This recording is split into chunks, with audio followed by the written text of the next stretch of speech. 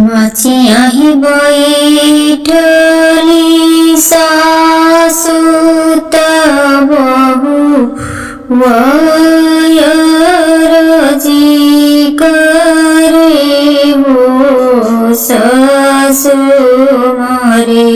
नहीं घर खबर भेजवा पियरिया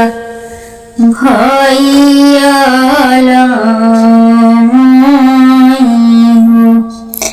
सासु मोरे नहीं घर खबर भेजवा पियरिया भैया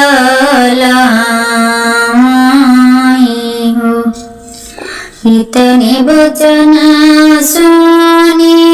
सासु त हंसी के ठठानी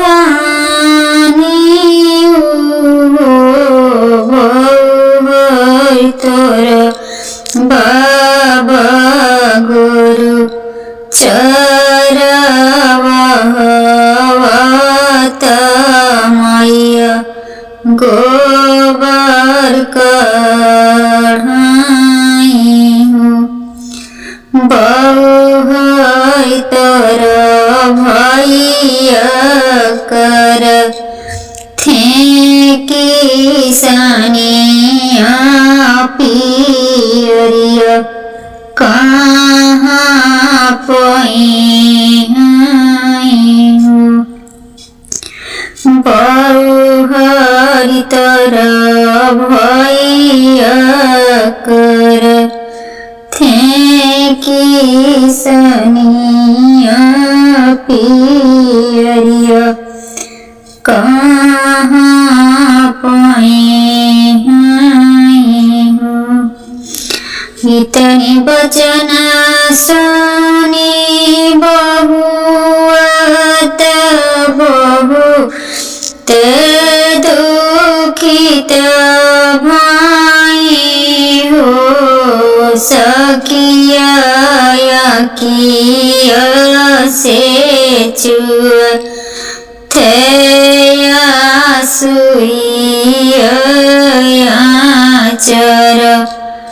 वासे पहुँचाई हूँ साखिया खिया से चुआ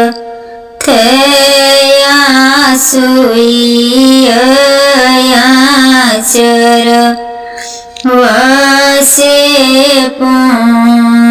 पहुँचाई हूँ बीत गए दिना दोपहरिया साझाई यहाँ कजुनी रहे हो बहिनी रे पे घोड़ा हीन हान बीरन मुना के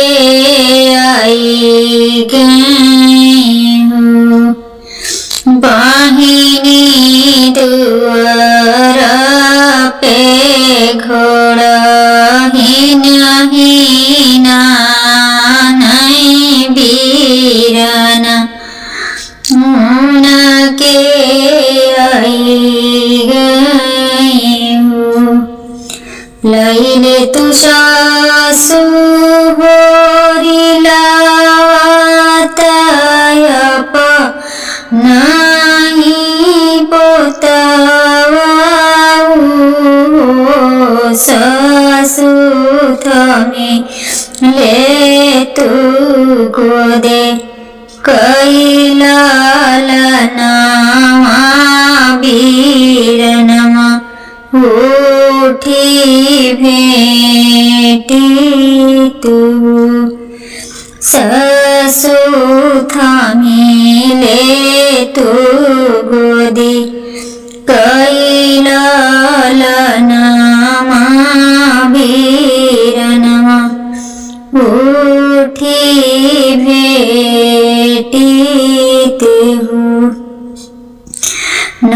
व्यवतहारा होरिला वातयप नाही पोतवा बहु नाही ले बई गोदी कैलालना चाहे तू जैसे भेटऊ बहुहरि नहीं ले गोदी कैलालना चाहे तू जैसे भेटऊ अगन बहार थी चरिया तयव रोना नदिया चरिया पूछिया वहामा रे बीरन से तकऊ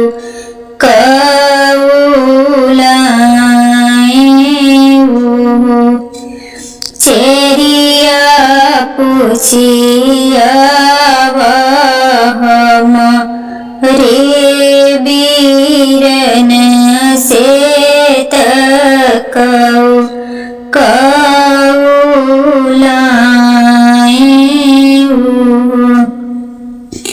तुह कतलाए रानी चुनारी तसा सुके पियरी रानी ननदी केला कांगना मातलाला नाकातिना सऊ रानी ननदी केला कांगना मालालना माँ के तीना सऊ पलंग से उठी बैठी सासु बहू लगा गईली बहू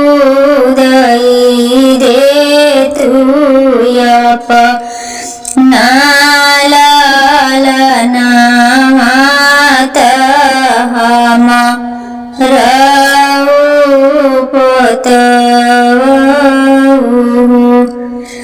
बहु दई दे तू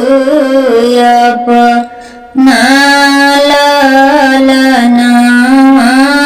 मातहमा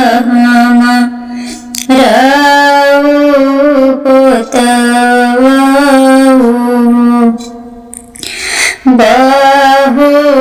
भैया केले तू बोलाई भैया उठी भेटऊ बहुहरि भैया केले तू बोलाई भैया उठी भेटऊ नहीं देव अपना लालन